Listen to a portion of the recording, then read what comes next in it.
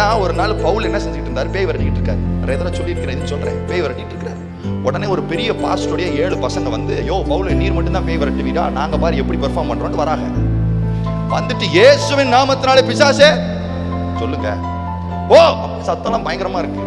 அதை கேட்ட உடனே பிசாசு அவ்வளவு நேரம் டயர்டா ஆடிட்டு இருந்த பேய் கொஞ்சம் சைலண்ட் ஆகி நின்று, ஐயா கொஞ்சம் இரு. யார? பாஸ்ட் பசங்களை நிப்பாட்டி, கொஞ்சம் இரியா, கொஞ்சம் பதறாத, தண்ணிய கிண்ணிய குடி சொல்லிட்டு பிசாசு ஒரு கேள்வி ஒண்ணு கேக்குது. என்ன கேள்வி கேக்குதுன்னா, சார் எனக்கு பவுலையும் தெரியும் இயேசுவையும் தெரியும், நீங்க யாரு புதுசா இருக்கீங்கன்னு கேக்குது. யாரு மதிக்கிறானோ இல்லையோ, அட்லீஸ்ட் பேயாவது மதிக்கணும்.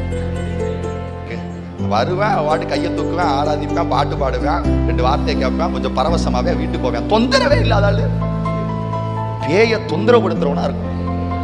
அவனுக்கும் வேலை கொடுக்காம நம்மளும் வேலை இல்லாம இருக்கக்கூடாது. என் தெய்வம் என் கையில கொடுத்ததை நான் செய்து முடிக்கணும். தெய்வம் நம்ம மேல வச்சிருக்கிற திட்டம் ரொம்ப பெருசு. அற்பமான காரியத்தினால அதை அசட்டை பண்ணிக்கிட்டே இருக்கிறோம். அற்பமா நம்மளால முடியும். தெய்வம் சொல்றாரு, உங்களால முடியாது. பக்கத்துல பட்சம் உங்களால முடியாது. பலத்தினாலும் அல்ல, பராக்கிரமத்தினாலும் அல்ல, தேவனுடைய ஆவியினாலே எல்லாம் ஆகும்.